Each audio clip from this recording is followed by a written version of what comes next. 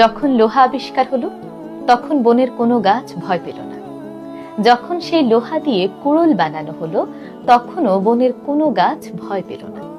কিন্তু যখনই সেই লোহার কুড়োলের সঙ্গে একটি কাঠের হাতল যুক্ত হলো তখনই হঠাৎ করেই বনের সকল গাছ ভীষণ ভয় পেয়ে গেল।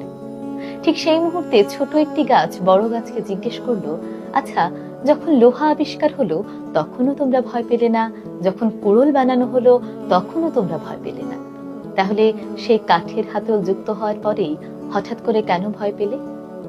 বড় গাছটি ব্যাখ্যা করলো, যখন নিজের ঘরের কেউ শত্রুর সঙ্গে যুক্ত হয়ে যায় এর চেয়ে ভয়ঙ্কর আর কিছুই হতে পারে না। তখন অনেক শক্তিশালী সাম্রাজ্য ধ্বংস হয়ে যায়। কথায় আছে না, ঘরের শত্রু বিভীষণ।